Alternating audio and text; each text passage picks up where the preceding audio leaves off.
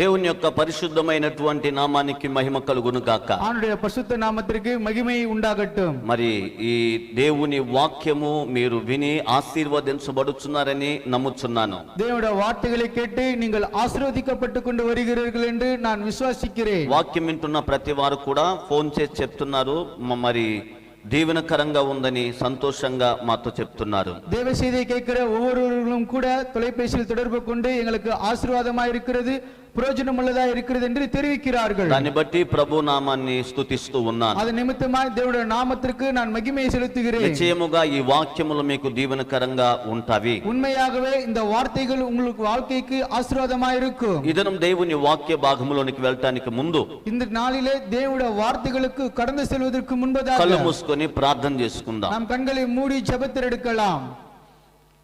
మహాపరిశుద్ధుడు అయిన మా తండ్రి, ప్రేమ కలిగిన మా రాజా, మీ నామానికి స్తోత్రాలు.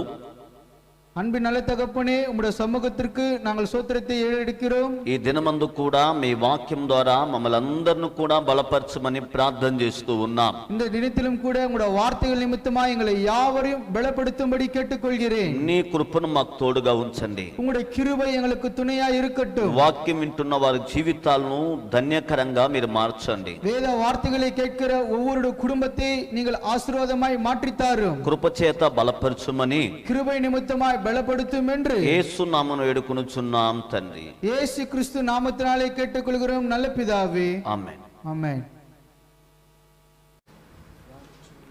కూడి వచ్చిన మీ 50 మందిని ప్రభు దీవిస్తాడు. ప్రభు సన్నిధానంలో కాసేపు కళ్ళు మూసుకొని ప్రభుని ఆరాధన చేసుకుందాం. ఎల్లరూ కண்களை மூடி கர்த்தரை ஆராதிக்கலாம். ప్రైజ్ ది లార్డ్, హల్లెలూయా.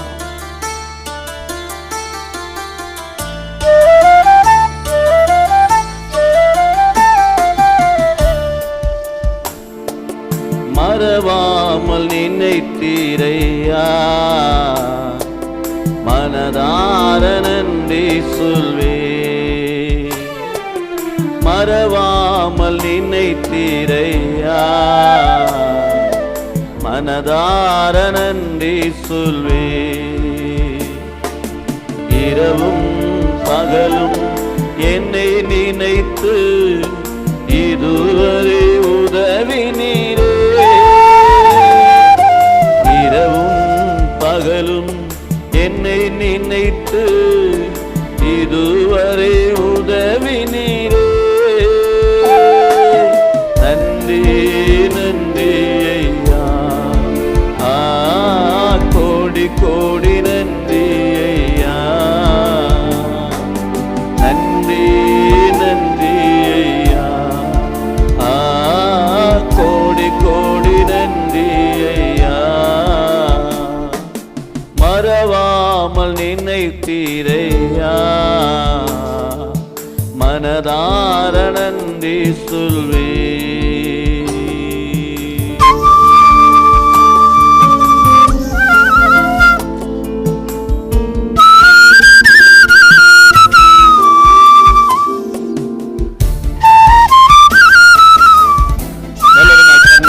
பாடி தேவனை துதிக்கலாம்.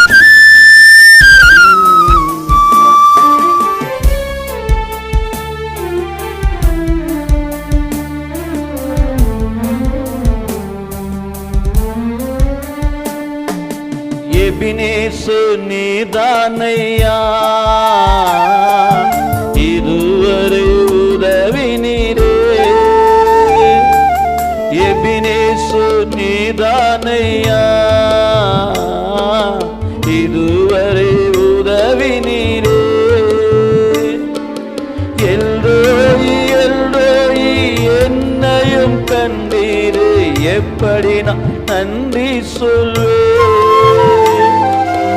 எல்ரோயி எல்ரோயி என்னையும் கண்டீரே, எப்படி நான் நன்றி சொல்வே. நன்றி நன்றி ஐயா, கோடி கோடி நன்றி ஐயா. நன்றி நன்றி ஐயா,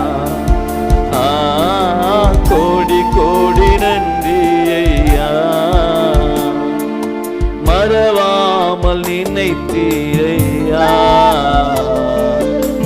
மனதார நன்றி சொல்வேன். மறவாமல் நினைத்தீரையா, மனதார நன்றி சொல்வேன்.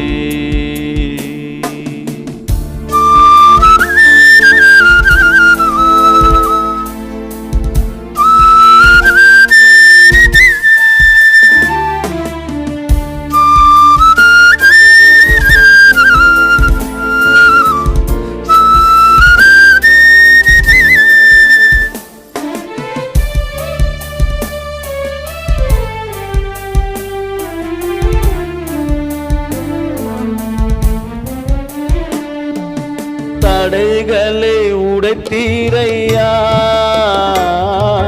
தள்ளாட விடவில்லை.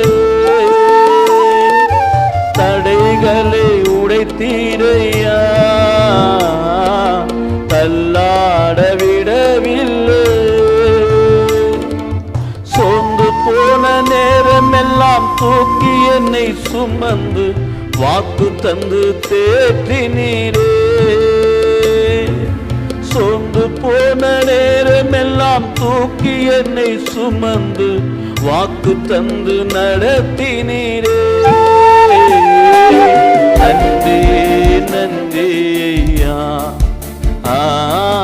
கோடி கோடி நன்றி ஐயா.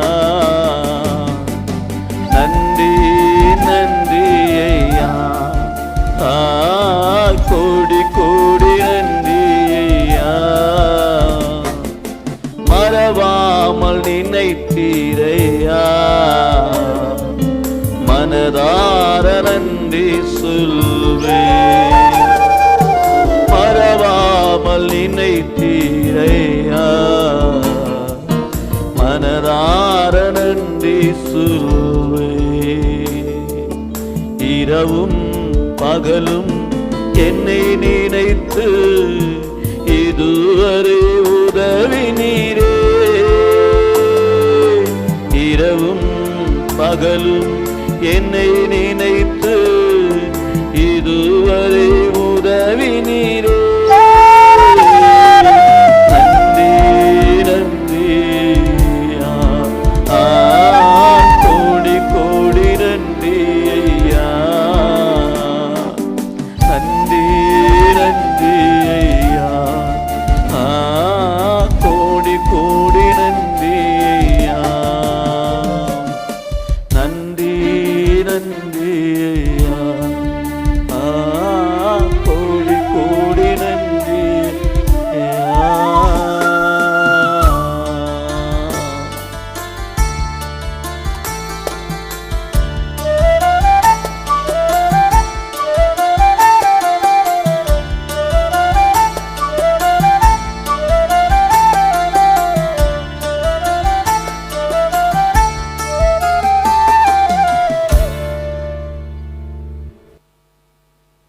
ప్రభు నామానికి స్తోత్రాలు. ஆண்டவர் நாமத்திற்கு மகிமை உண்டாகட்டும். గత వారములో దేవుని వాక్యాన్ని మనం ధ్యానం చేసుకున్నాము. கடந்த வாரத்திலே தேவனுடைய வார்த்தைகளை நாம் தொடர்ந்து தியானித்தோம். ఎవరు ధన్యులు అని 2 వారాలు కొనసాగి మనం ధ్యానం చేసుకున్నాం. இதில் யார் பாக்கியவான்கள் என்பதை குறித்து 2 வாரங்களாய் நாம் தியானித்துக் கொண்டு வருகிறோம். పేదవారైనటువంటి వారు ధన్యులు అని బైబిల్ వాక్యములో మనం చదువుకున్నాం. அந்த இடத்தில் ஏழைகள் என்று அழைக்கப்படுகிற தரித்திரர்கள் பாக்கியவான்கள் என்பதை குறித்து நாம் தியானித்தோம். రెండవదిగా ఆకలిగొనిన వారు ధన్యులు అని బైబిల్ గ్రంథములో మనం ధ్యానం చేసుకున్నాం. இரண்டாவதாக நாம் பார்த்த வார்த்தைகள் பசியா இருக்கிறவர்கள் பாக்கியவான்கள் என்பதை குறித்து நாம் பார்த்தோம். గత వారములో கடந்த வாரத்திலே ప్రభు యొక్క కృపను బట్టి தேவனுடைய கிருபை நிமித்தமாய் దేవుని యొక్క మందస్సము ఎవరు ఒబేదేదోము ఇంటిలో ఉండగా அந்த தேவனுடைய உடன்படிக்கை பெட்டி என்பது ஓபேத்துடைய வீட்டில் இருக்கையிலே అతడు దీవించబడినాడు. அவர் ஆசீர்வதிக்கப்பட்டார். ఎవరు ధన్యులు అంటే யார் பாக்கியவான்கள் என்பதை குறித்து பார்க்கும் பொழுது ఆశీర్వదించబడినటువంటి వారు ధన్యులు అని ధ్యానం చేసుకుంటూ ఉన్నాం.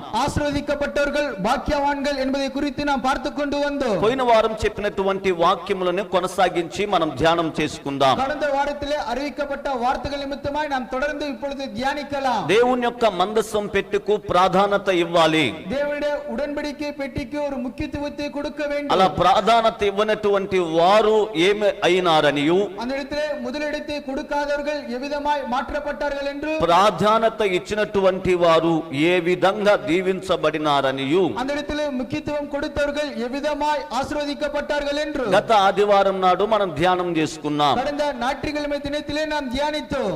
ఈ రోజు కూడా మరి కొనసాగించి బైబిల్ గ్రంథములో మనం మరి ఎవరు ధన్యులు అన్నటువంటి అంశం మీద మనం ధ్యానించబోతున్నాం. இந்நாளிலும் கூட யார் பாக்கியவான்கள் என்று சொல்லப்படுகிற தலைப்பு நிமித்தமாய் நாம் தியானிக்க போகிறோம்.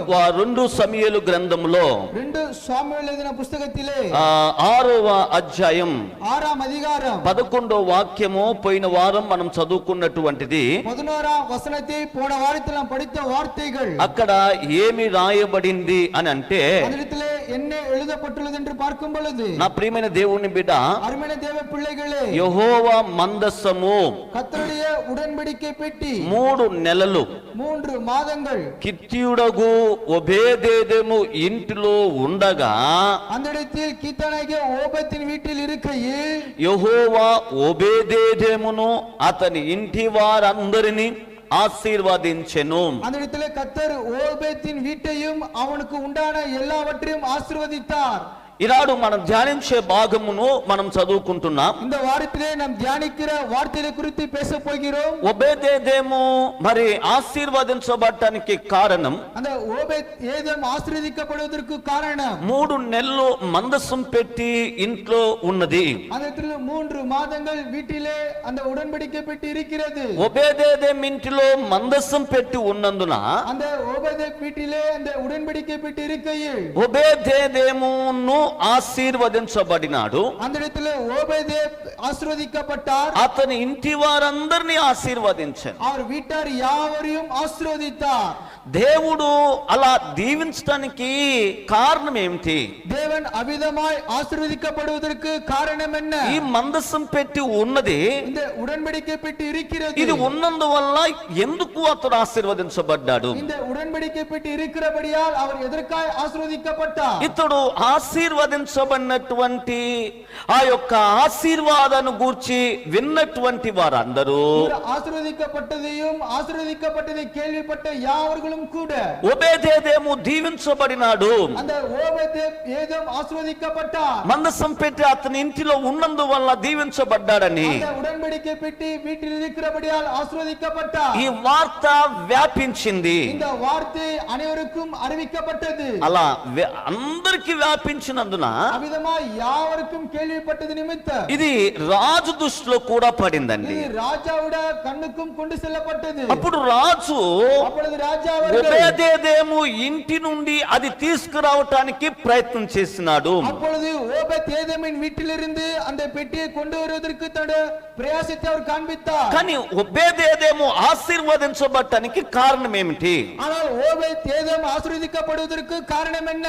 పోయిన వారం చూసాం, போன வாரத்தில் நாம் தியானித்தோம். ముఖ్యత్వం ఇచ్చినాడని. அந்த இடத்தில் ஒரு முதலிடத்தை கொடுத்தார். ఇంటిలో పెట్టుకోవాలి, வீட்டிலே வைக்க வேண்டும் என்று, మందసం పెట్టిని ఇంట్లో ఉంచుకోవాలి. அந்த உடன்படிக்கை பெட்டி வீட்டில் வைக்க வேண்டும் என்று. నా ప్రియమైన దేవుని బిడ్డ, அருமையான தேவ பிள்ளையே, ఈ రోజు నీవు కూడా நாளிலே நீயும் கூட ఈ యొక్క మందసం పెట్టుకు இந்த உடன்படிக்கை பெட்டிக்கு లేక దేవునికి இல்லை என்றால் தேவனுக்கு నీవు ప్రాధాన్యత ఇవ్వగలిగితే, நீ முக்கியத்துவத்தை கொடுக்க முடிந்தால், ఒబేదెదోము ఆశీర్వదించబడినట్లును ஓபேத்ஏதோம் ஆசீர்வதிக்கப்பட்டதை போல నీవు కూడా ఆశీర్వదించబడతావు. நீயும் கூட ஆசீர்வதிக்கப்படுவாய். పెట్టికి మాత్రమే కాదు, அந்த பெட்டிக்கு மாத்திரம் என்பது அல்ல. ఒబేదెదోము దేనికల్లా మరి ప్రాధాన్యత ఇచ్చినాడో మనం చూద్దాము. அந்த ஓபேத்ஏதோம் எதற்கெல்லாம் அந்த முக்கியத்துவத்தை கொடுத்தார் என்பதை குறித்து நாம் தியானிக்க போகிறோம். ఒబేదెదోము ఆ పెట్టుకు ప్రాధాన్యత ఇవ్వటానికి కారణం ఏంటో చూద్దాము. அந்த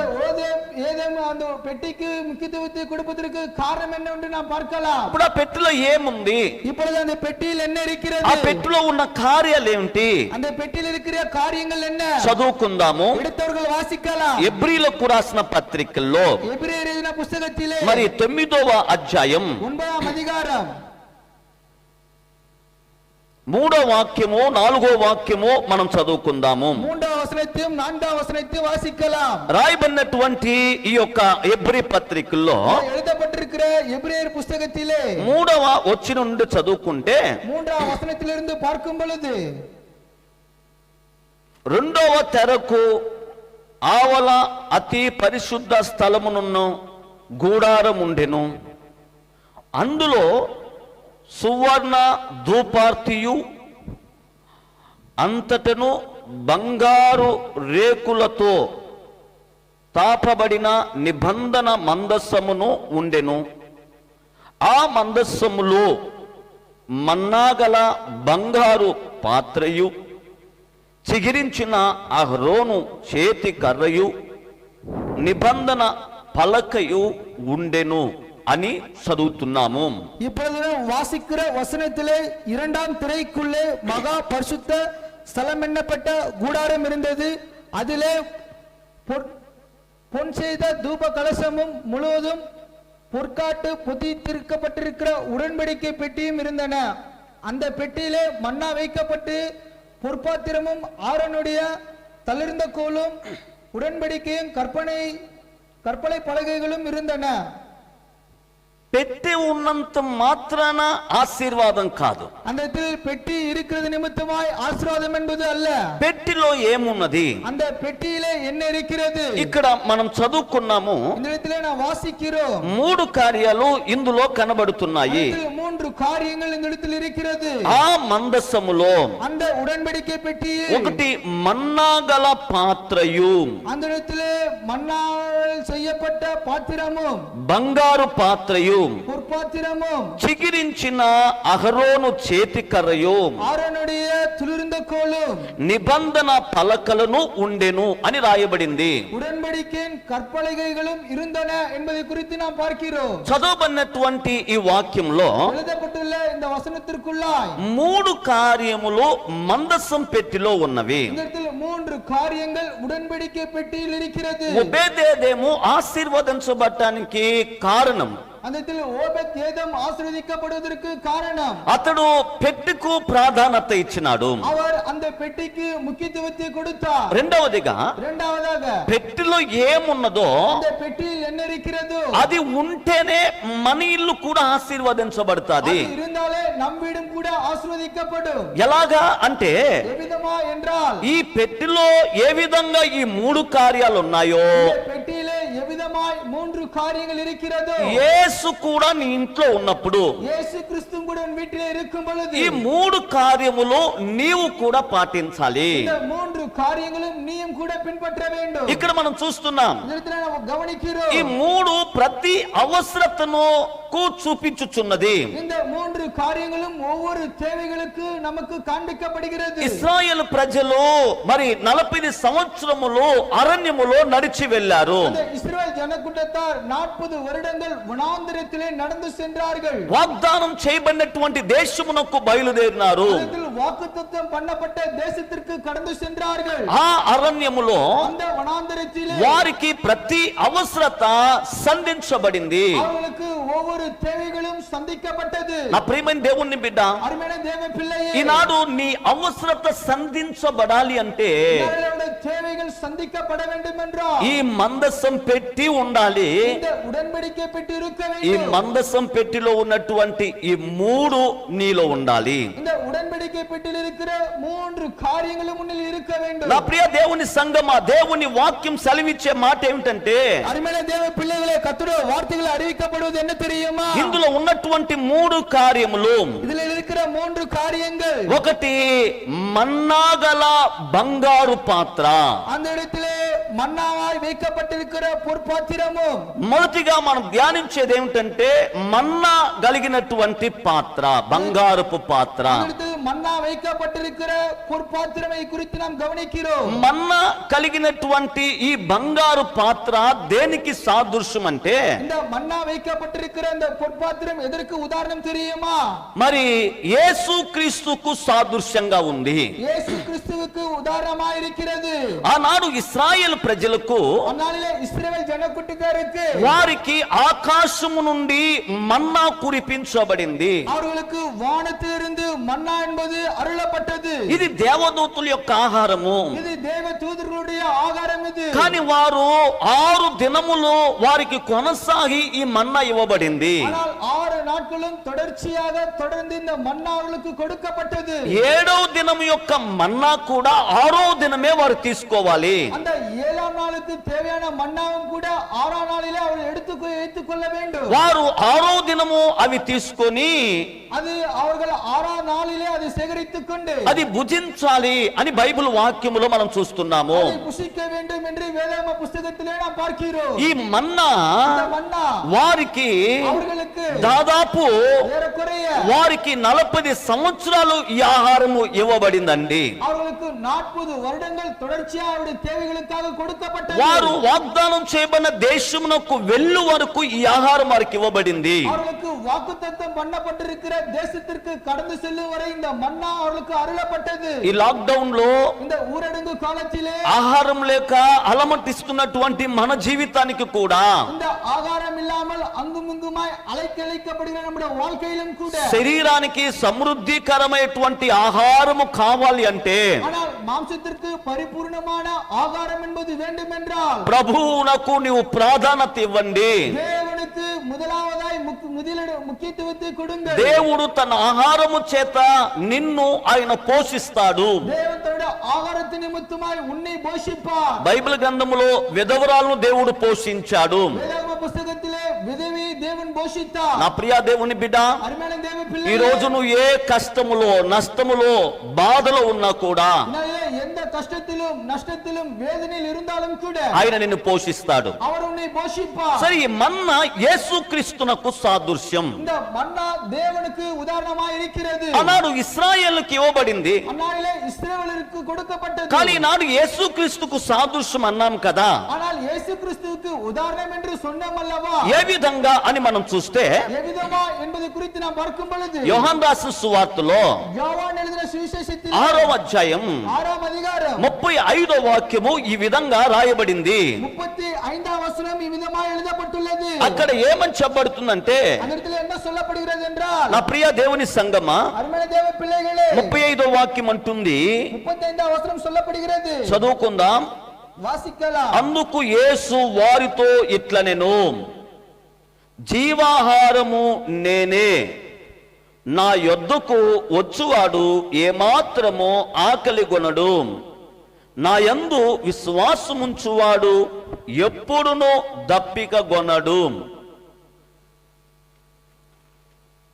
அந்த இடத்தில் சொல்லப்பட்டுள்ள வார்த்தைகள் என்ன தெரியுமா? இயேசு அவர்களை நோக்கி, ஜீவ அப்பன் நானே, என்னிடத்தில் வருகிறவன் ஒரு காலம் பசியடையான், என்னிடத்தில் விசுவாசிக்கிறவன் ஒரு காலம் தாகமடையான் என்று எழுதப்பட்டுள்ளது. ఇక్కడ రాయబడింది, இந்த இடத்தில் எழுதப்பட்டுள்ளது, జీవాహారము నేనే. ஜீவ அப்பம் நானே. ప్రభు అంటున్నాడు, தேவன் சொல்லுகிறார், ఈ ఆహారము ఎల్లప్పుడూ మీకు అనుగ్రహించబడిన నేను. இந்த ஆகாரம் என்பது எப்பொழுதும் உங்களுக்கு கொடுக்கப்படும். నా ప్రియ దేవుని సంగమా, அருமையான தேவ சபையே, దేవుని యొక్క జీవాహారము தேவனுடைய ஜீவ அப்பம் என்பது ఎవరైతే భుజిస్తూ ఉంటారో யாரெல்லாம் புசித்துக் கொண்டிருப்பார்களோ వారు దైవ దీవెన పొందగలుగుతారు. அவர்கள் தேவனுடைய ஆசீர்வாதத்தை பெற்றுக்கொள்ள முடியும். ఆకాశం నుండి దిగి వచ్చిన జీవాహారం నేనే అని మనం చూస్తూ ఉన్నాం. வானத்திலிருந்து வந்திருக்கிற ஜீவாப்பன் நானே என்பதை குறித்து நாம் பார்க்கிறோம். ఈ మన్నా యేసుక్రీస్తునకు సాదృశ్యం. இந்த మన్నా యేసు క్రీస్తుவுக்கு ఉదాహరణமாக இருக்கிறது. ఇశ్రాయేలుకు దేవుడు మన్నా ఇచ్చినట్లుగా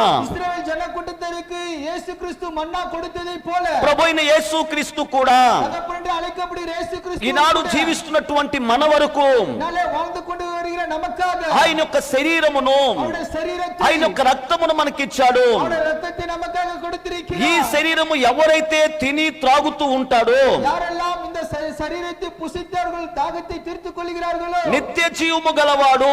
அவர்கள் நித்திய ஜீவன் உள்ளவர்கள். నా ప్రియమైన దేవుని బిడ్డ, அருமையான தேவ பிள்ளைகளே, పాత నిబంధన కాలంలో చూస్తే பழைய ஏற்பாட்டு காலத்தில் கவனிக்கும் பொழுது 40 సంవత్సరాలు వారు జీవించడానికి మన్నా ఇవ్వబడింది. 40 வருடங்கள் அவர்கள் வாழ்வதற்காக இந்த அப்பம் கொடுக்கப்பட்டது. వారు వాగ్దాన దేశమునకు నడిపించబడినారు.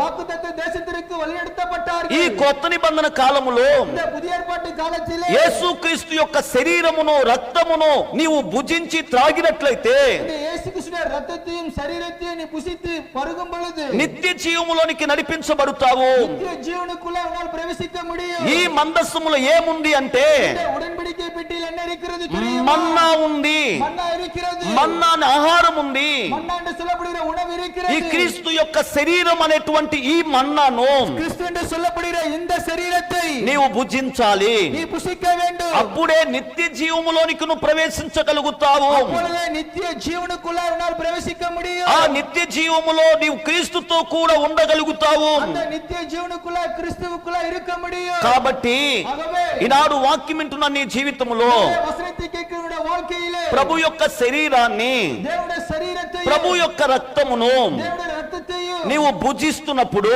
புசிக்கும் பொழுது అది నేను నిత్య జీవానికి నడిపిస్తుందని నువ్వు విశ్వసించాలి. அவர் உன்னை நித்திய ஜீவனுக்குள்ள வழிநடத்துகிறார் என்பதை குறித்து நீ உணர வேண்டும். ఈ మన్నాను తినాలి. இந்த మన్నాவை நீ புசிக்க ఈ வேண்டும். శరీరమును ఈ యొక్క రక్తమును నీవు పానం చేయాలి, భుజించాలి. இந்த మన్నాவையும் இந்த சரீரத்தையும் இந்த ரத்தத்தையும் நீ குடிக்க வேண்டும், புசிக்க வேண்டும். ఈనాడు చాలా మంది మరి ప్రభు శరీరము ప్రభు యొక్క రక్తమును పానీయం చేయటం లేదండి. இதனாலே அநேக சண்டை கூட்டத்தார் இயேசுவுடைய சரீரத்தையும் அவருடைய ரத்தத்தையும் பானம் பண்ணுவது என்பது இல்லை. క్రైస్తవులమే, கிறிஸ்தவர்கள் தான். కానీ పరలోకానికి వెళ్ళగలుగుతావా? பரலோகத்துக்குள்ள என்னால் போக முடியுமா? దైవ రాజ్యములను ప్రవేశించగలుగుతావా? அவருடைய ராஜ்யத்துக்குள்ள பிரவேசிக்க முடியுமா? అందరికీ ఆశే, அனைவருக்கும் விருப்பம். నేను పరలోకానికి వెళ్ళాలి, நான் பரலோகத்துக்குள்ள போக నిత్య வேண்டும். జీవంలో ప్రవేశించాలి. நித்திய ஜீவனுக்குள்ள பிரவேசிக்க வேண்டும். కానీ ఈ శరీరమును ఈ యొక్క రక్తమును భుజించగలిగిన వ్యక్తి మాత్రమే నిత్య జీవములో ప్రవేశించగలుగుతాడు. இந்த சரீரத்தையும் இந்த ரத்தத்தையும் புசிக்கிறவன் மாத்திரமே நித்திய ஜீவனுக்குள்ள பிரவேசிக்க முடியும். ఆయన శరీరము, அவருடைய சரீரம், ఆయన యొక్క రక్తము அவருடைய ரத்தமும் అది ఆహారముగా నీ ఆత్మీయ జీవితానికి నువ్వు భుజించాలి. அது ஆகாரமாக எடுத்துக்கொண்டு உன் ஆவிக்குரிய வாழ்க்கைக்கு நீ புசிக்க வேண்டும். నీ ఆత్మీయ జీవితాన్ని పరిశుద్ధంగా కాపాడుతాది. உன் ஆவிக்குரிய வாழ்க்கையை பரிசுத்தமாய் பத்திரமாய் பாதுகாக்கும். నీ ఆత్మీయ జీవితము దిగజారిపోకుండా భద్రపరుస్తుంది. நீ ஆவிக்குரிய வாழ்க்கையில கீழே விழாமல் உன்னை பத்திரமாய் பாதுகாக்கும். కాబట్టి మొదటిగా ఈ మన్నా యేసుక్రీస్తునకు సాదృశ్యం. ஆகவே முதலாவதாக இந்த மன்னா என்பது இயேசு கிறிஸ்துவுக்கு உதாரணமாக இருக்கிறது. రెండవదిగా இரண்டாவதாக పరిశుద్ధ గ్రంథములో మనం గమనించినప్పుడు பரிசுத்த வேதாகம புத்தகத்தில் நாம் கவனிக்கும் பொழுது ఇక్కడ మనం చూచినట్లయితే இந்த இடத்திலே நாம் கவனிக்கும் பொழுது మనం చదువుకున్నటువంటి భాగములో நாம் படித்த వசనத்துக்குள்ளாகவே హెబ్రీలకు రాసిన పత్రిక 9వ అధ్యాయము 3వ వాక్యం మనం చదువుకున్నట్లుగా இந்த எபிரேயரின் புத்தகம் 9ஆம் அதிகாரத்தில் 3ஆம் வசனத்தில் வாசித்ததை போலவே రెండవదిగా అహరోను చేతి కర్రయు, அந்த இடத்தில் இரண்டாவதாக ஆரோனுடைய கோல், అహరోను చేతి కర్ర, ஆரோனுடைய கோல், ఇది చిగిరించిన కర్ర. இது துளிர்ந்த கோல். இது ఈ కర్ర రెండిటికి సాదృశ్యంగా ఉన్నది. இந்த கோல் என்பது இரண்டுக்கு உதாரணமாக இருக்கிறது. నా ప్రియమైన దేవుని బిడ్డ, அருமையான தேவ பிள்ளைகளே, ఈ కర్ర దేనికి సాదృశ్యం అంటే இந்த கோல் எதற்கு உதாரணம் தெரியுமா? చిగిరించిన కర్ర యాజకత్వానికి సాదృశ్యం. இந்த துளிர்ந்த கோல் என்பது ஆசாரியருக்கு உதாரணமாக இருக்கிறது. యాజకుని కర్రే చిగిరించింది కానీ మరి ఎవరి కర్ర చిగిరించలేదు. ஆசாரியனுடைய கோல் மாத்திரமே துளிர்ந்தது தவிர மற்றவருடைய கோல்கள் என்பது துளிர்விடவில்லை. మన ప్రభువైన యేసుక్రీస్తు యాజకుడు, ప్రధాన యాజకుడు అని బైబిల్ గ్రంథములో మనం చదువుతున్నాము. தகப்பன் என்று அழைக்கப்படுகிற இயேசு கிறிஸ்து ஆசாரியரும் பிரதான ஆசாரியரும் என்று வேதத்தில் அழைக்கப்படுகிறதை நாம் கவனிக்கிறோம். నిన్ను పరలోకానికి తీసుకొని వెళ్ళేటువంటి ప్రధాన యాజకుడు, உன்னை பரலோகத்துக்குள்ள அழைத்து செல்கிற பிரதான ஆசாரியருமாயிருக்கிறார். చిగిరించిన కర్ర దేవునికి యేసుక్రీస్తుకు సాదృశ్యము. அந்த துளிர்ந்த கோல் இயேசு கிறிஸ்துவுக்கு உதாரணமாக இருக்கிறது. ఆనాడు దేవునికి దేవుని ప్రజలకును అడ్డుగా నిలవబడింది ఈ చిగిరించినటువంటి కర్ర. அந்த இடத்திலே தேவனுக்கும் தேவனுடைய பிள்ளைகளுக்கும் நடுவில் நின்ற கோல் இந்த துளிர்ந்த கோலா இருந்தது. ఈ కర్ర చిగిరించినందువల్ల ఇశ్రాయేలీలు దేవుని కోపము నుండి తప్పించబడినారు. இந்த கோல் துளிர்ந்தபடியால் தேவனுடைய கோபத்திலிருந்து இஸ்ரவேல் ஜனக்கூட்டத்தார்கள் தப்பப்பட்டார்கள். ఈ కర్ర చిగిరించినందువల్ల இந்த கோல் துளிர்ந்தபடியால் దేవుని కోపము నుండి ఇశ్రాయేలు ప్రజలు కాపాడబడినారు. தேவனுடைய கோபத்திலிருந்து இஸ்ரவேல் ஜனக்கூட்டத்தார் பத்திரமாய் பாதுகாக்கப்பட்டார்கள். ఈ కర్ర సిగిరించకపోతే ஒருவேளை இந்த கோல் துளிர் விடாமல் இருந்தால் దేవుని కోపం చెలరేగేది. தேவனுடைய கோபம் என்பது அதிகமாக இருந்திருக்கும். నా ప్రియ దేవుని బిడ్డ, அருமையான தேவ பிள்ளையே, ఇది చిగిరించినందువల్లే இது துளிர்ந்தபடியினாலே మరి ఇశ్రాయేలు మీద ఉన్న దేవుని కోపము చల్లార్చగలిగింది. அந்த இடத்துல தேவனிடத்தில் இருந்த இஸ்ரவேல் மீது இருந்த கோபம் என்பது அமைதலாய் மாற்றப்பட்டது. కాబట్టి యేసుక్రీస్తు కూడా அப்பொழுது இயேசு கிறிஸ்துவும் கூட మనకుని దేవునికిని మధ్యలో దేవుడు మన కొరకే నిలవబడి ఉన్నాడు. நமக்கும் தேவனுக்கும் மத்தியில இயேசு கிறிஸ்து நடுவில் நின்று கொண்டிருக்கிறார். మధ్యవర్తిగా వచ్చి ఉన్నాడు. அவர் மத்தியஸ்தரா வந்திருக்கிறார். కాబట్టి మధ్యవర్తిగా ఉన్నటువంటి ఈ దేవుడు ஆகவே மத்தியஸ்தராய் வந்திருக்கிற இந்த தேவன் నిన్ను కాపాడటానికి, உன்னை அழைப்பதற்கு, నిన్ను భద్రపరచడానికి, உன்னை பத்திரமாய் பாதுகாப்பதற்கு, ఆయన నిన్ను తన రాజ్యమునకు తీసుకెళ్ళటానికి அவருடைய ராஜ்யத்திற்கு உன்னை அழைத்து செல்வதற்கு ఈయన ప్రధాన యాజకుడుగా ఉంటూ ఉన్నాడు. ஒரு பிரதான ஆசாரியருமாய் இருந்து கொண்டிருக்கிறார். బైబిల్ గ్రంథములో ఒక ఉపమానం మనందరికి తెలుసు. வேதாகம புஸ்தகத்திலே ஒரு உவமையை நாம் வாசித்திருக்கிறோம். తోటలో ఒక చెట్టు ఉన్నది. அந்த தோட்டத்திலே ஒரு மரம் என்பது இருக்கிறது. ఆ చెట్టు ఫలించలేదు. அந்த మరం என்பது కని கொடுக்கவில்லை. యజమానుడు వచ్చి చూశాడు, యజమానుడు வந்து அதை கவனித்தார். ఈ యొక్క స్థలము இந்த இடத்திலே వ్యర్థంగా ఉన్నది, வீணா இருக்கிறது. ఇది ఫలించలేదు, இது கனி ఈ கொடுக்கவில்லை. చెట్టు నరికివేయండి అని చెప్పాడు. இந்த மரத்தை வெட்டி போடுங்கள் என்று சொன்னார். తోటమాలి బతిమాలుతూ ఉన్నాడు, அந்த தோட்டக்காரர் அதை மண்டாடி கேட்டுக்கொள்கிறார். ఈ ఒక్క సంవత్సరం మాత్రము దాన్ని ఉండనివ్వండి. இந்த ஒரு வருடம் மாத்திரம் அது இருக்கட்டும் என்று ఆ கேட்டுக்கொண்டார். తోటమాలి బతిమాలినందువల్ల அந்த தோட்டக்காரர் மன்றாடி கேட்டுக்கொண்டது ఆ நிமித்தம் చెట్టు బ్రతికించబడింది. அந்த மரம் என்பது உயிரோடு கூட வைக்கப்பட்டது. ఈ రోజు నీవు నేను కూడా బ్రతికి ఉన్నాము అంటే இதனாலே நீயும் நானும் கூட உயிரோடு கூட வாழ்ந்து கொண்டு வருகிறோம் என்றால் తోటమాలి అయినటువంటి ఈ యేసుక్రీస్తు మనకు మధ్యవర్తిగా నిలవబడి ఉన్నాడు. தோற்றக்காரர் என்று அழைக்கப்படுகிற இயேசு கிறிஸ்து நமக்கு மத்தியஸ்தராய் இருந்து கொண்டு வருகிறார். నా ప్రియమైన దేవుని బిడ్డ, அருமையான தேவ பிள்ளையே, ప్రతి సంవత్సరము తండ్రి అయినటువంటి దేవుడు మన యందు చూస్తూ ఉన్నాడు. ஒவ்வொரு வருடமும் தேவனுடைய அழைக்கப்படுகிறவன் நம்மிடத்தில் கவனித்துக் கொண்டு வருகிறார். నువ్వు ఫలించాలని, நீ கனி கொடுக்க నువ్వు வேண்டும், అభివృద్ధి పొందాలని, நீ வளர்ச்சி அடைய வேண்டும், శ్రేష్టమైన ఫలములు ఇవ్వాలని. வெளியேறப்பட்ட கனிகளை கொடுக்க வேண்டும் என்று. కానీ ఈనాటి వరకు నువ్వు ఫలించకుండా ఉన్నట్లయితే, ஆனால் இந்நாள் வரை நீ கனி கொடுக்காமல் இருந்திருந்தால், అభివృద్ధి కాకుండా ఉన్నట్లయితే, ஒருவேளை வளர்ச்சி அடையாமல் இருந்திருந்தால், ఈనాడు నీ యొక్క జీవితాన్ని మార్చుకో. இந்நாளோட வாழ்க்கையை நீ மாற்றிக்கொள். నీ నిమిత్తమై యేసుక్రీస్తు విజ్ఞాపన చేస్తూ ఉన్నాడు. உன் நிமித்தமா இயேசு கிறிஸ்து அந்த இடத்துல விண்ணப்பம் பண்ணி கொண்டு నీ வருகிறார். నిమిత్తమై బతిమాలుతూ ఉన్నాడు. உன் நிமித்தமா அவர் மன்றாடி నీ கொண்டிருக்கிறார். జీవితం క్షేమంగా ఉండాలని, உன் வாழ்க்கை சுகஜீவியமாய் இருக்க నీ வேண்டும் జీవితం என்று. కాపాడబడవలనని, உன் வாழ்க்கை பத்திரமாய் பாதுகாக்கப்பட నీవు வேண்டும் என்று. అభివృద్ధి పొందవలనని, நீ வளர்ச்சி அடைய வேண்டும் என்று. నీవు ఫలించాలని, நீ கனி கொடுக்க வேண்டும் என்று. ఇదిదా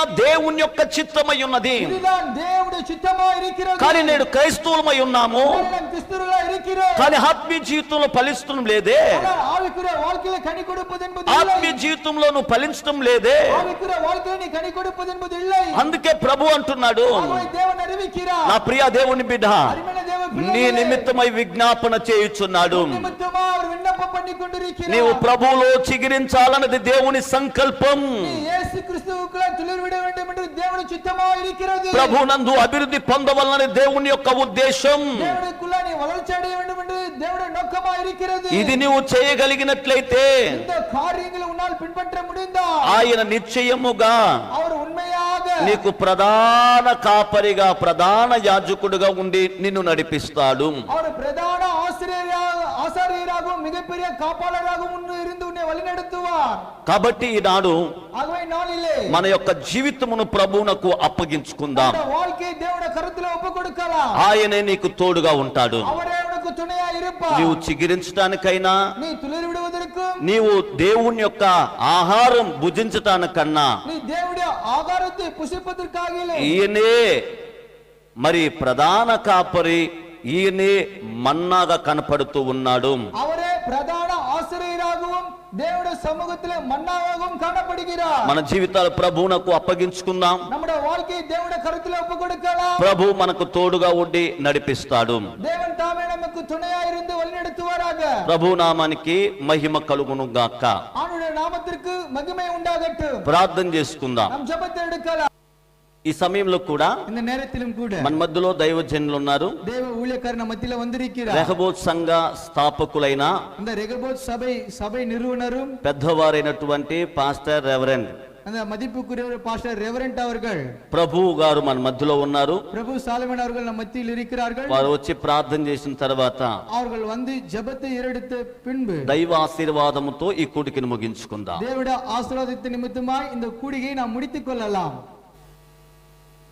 ஆண்டவராகிய இயேசு கிறிஸ்துவின் நாமத்திலே உங்களுக்கு ஸ்தோத்திரத்தையும் வாழ்த்துதலையும் தெரிவித்துக் கொள்கிறேன். ప్రభు అయిన యేసుక్రీస్తు నామములో మీ 50 మందికి శుభాభి వందనాలు తెలియజేస్తూ ఉన్నాను. பிலதெல்பியா சபையின் சார்பாக ఫిలదెల్ఫియా సంఘం తరపున உங்களை சந்திப்பதிலே மகிழ்ச்சி அடைகிறேன். మీ 50 మందిని సంధించడంలో ఆనందిస్తున్నాను. கர்த்தர் உங்கள் உள்ளத்தின் வாஞ்சைகளை நிறைவேற்றுவார். ప్రభు మీ హృదయ వాంఛలను నెరవేర్చును గాక.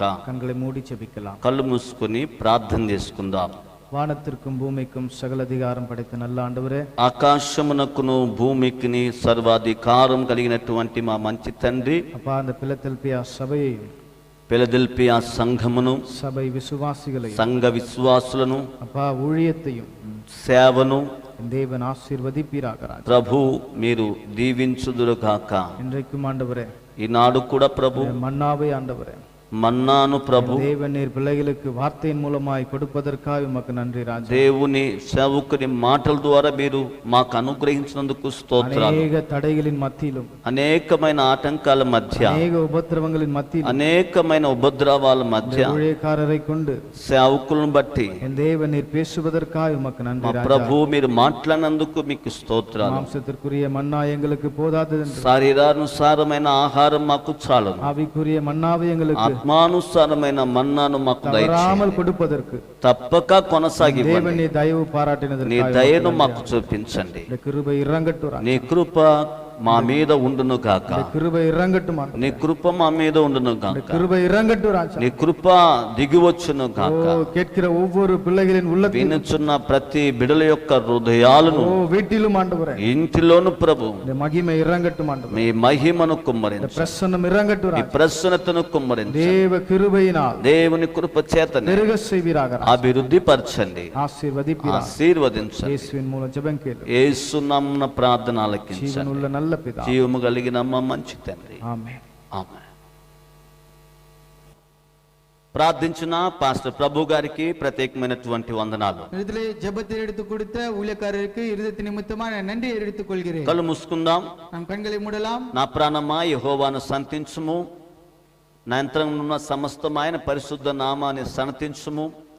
నా ప్రాణమా యెహోవాను సన్నతించుము, ఆయన చేసిన ఉపకారములలో దేనిని మరువకము. మన తండ్రి అయిన దేవుని ప్రేమ, ప్రభు అయిన యేసు క్రీస్తు వారి యొక్క కృప, పరిశుద్ధాత్మ యొక్క సహవాసం సకల పరిశుద్ధులకు కూడిన మన 50 మందికి సదాకాలం ప్రభు తోడుగా ఉండి నడిపించును గాక. ఆమేన్. అందరికీ వందనాలు. உங்களுக்கு யாவருக்கும் நன்றி.